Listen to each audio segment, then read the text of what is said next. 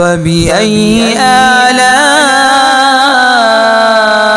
ربكما تكذبان السلام علیکم ورحمۃ اللہ وبرکاتہ۔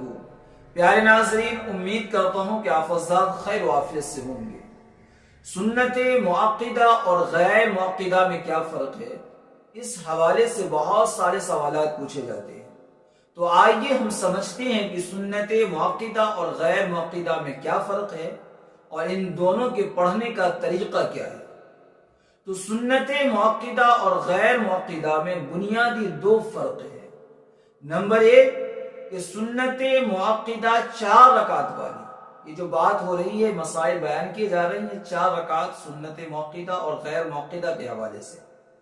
تو سنت معقدہ جو 4 رکعت والی ہے، تو قاعدہ اولا میں التحیات پڑھنے کے بعد ہم فوراً کھڑے ہو جائیں گے، یعنی 2 رکعت کے بعد التحیات پڑھتے ہیں اور التحیات پڑھنے کے بعد ہم فوراً تیسری رکعت کے لیے کھڑے ہو جاتے ہیں۔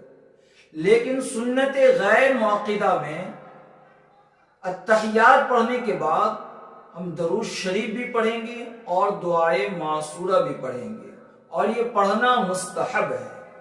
اگر سنت معقدہ میں درود شریف ہم نے پڑھ دیا، جان بوجھ کر ہو یا بھول سے ہو، تو سجدہ سہو واجب ہو جائے گا۔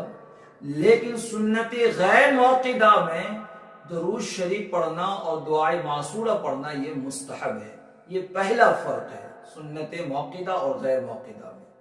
دوسرا فرق یہ ہے کہ ہم سنت معقدہ میں تیسری رکعت کے لیے جب کھڑے ہوں گے تو ثنا نہیں پڑھیں گے، بلکہ بسم اللہ الرحمن الرحیم پڑھ کر سورہ فاتحہ اور پھر سورہ ملائیں گے۔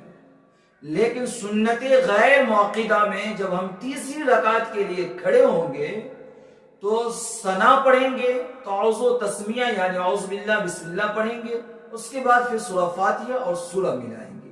یہ دوسرا فرق ہے۔ اسی طرح جب نفل نماز 4 رکعت والی پڑھ رہے ہیں، جیسے کہ صلاۃ و تسبیح کی نماز 4 رکعت ہے، تو اسی طریقے سے پڑھیں گے جس طریقے سے ہم نے سنت غیر معقدہ ادا کیا۔ مثلا 2 رکعت کے بعد التحیات پڑھنے کے بعد درود شریف بھی پڑھیں گے اور دعائے معصورہ بھی پڑھیں گے، اور جب تیسری رکعت کے لیے کھڑے ہوں گے تو ثنا بھی پڑھیں گے۔ امید کرتا ہوں کہ آپ حضرات کو سنت معقدہ اور غیر معقدہ میں کیا فرق ہے اور اس کو کس طریقے سے پڑھا جاتا ہے، یہ ساری باتیں سمجھ میں آ گئی ہوں گی۔ اللہ رب العزت ہم سب کو علم دین سیکھنے اور سکھانے کی توفیق عطا فرمائے۔ السلام علیکم ورحمۃ اللہ وبرکاتہ۔